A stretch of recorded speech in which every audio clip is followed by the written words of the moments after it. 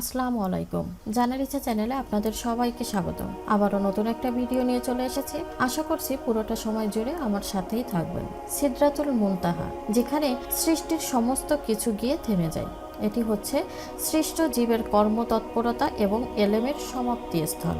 আল্লাহ তাআলার হুকুম এখানেই নাজিল হয়। এখান থেকেই আল্লাহ তাআলার হুকুম এবং যাবতীয় আহকাম গ্রহণ করার জন্য ফেরেশতারা অপেক্ষা করে থাকে।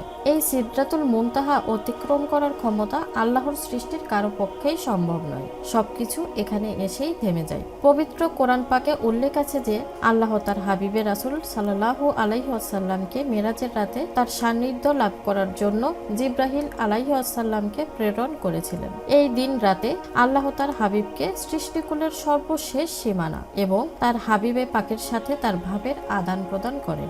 জিব্রাইল আলাইহিস সালাম আল্লাহর নবীকে আল্লাহর কাছে নিয়ে আসার সময় এই সিদরাতুল মুনতাহাতে এসেই থেমে গিয়েছিল। তিনি আল্লাহর নবীকে বলেছিলেন, এরপরে অর্থাৎ সিদরাতুল মুনতাহার পরে উনি আর যেতে পারবেন না। এরপরে যাওয়ার ক্ষমতা আর ওনার নাই। এরপরে যদি উনি আর এক আঙুলও অগ্রসর হন তাহলে উনি জ্বলে পুড়ে ছারখার হয়ে যাবেন।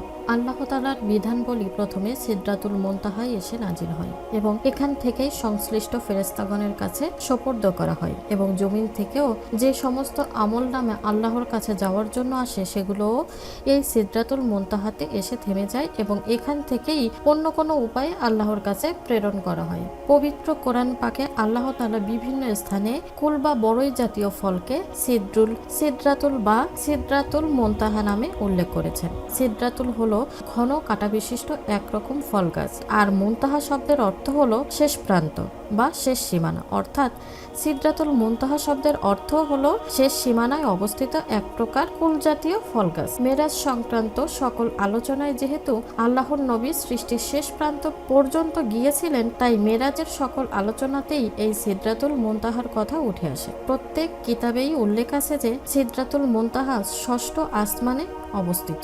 শুধু আনাস রাদিয়াল্লাহু তাআলা আনহু এর বর্ণিত হাদিস সমূহে আছে যে সিদরাতুল মুনতাহা সপ্তম আসমানের উপরে অবস্থিত।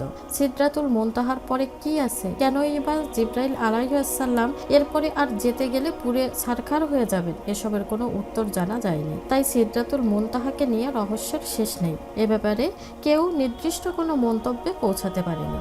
ভিউয়ার্স, আজ এ পর্যন্তই। পরবর্তী ভিডিও দেখার আমন্ত্রণ জানিয়ে আজকের মতো এখানেই শেষ করছি। আল্লাহ হাফেজ।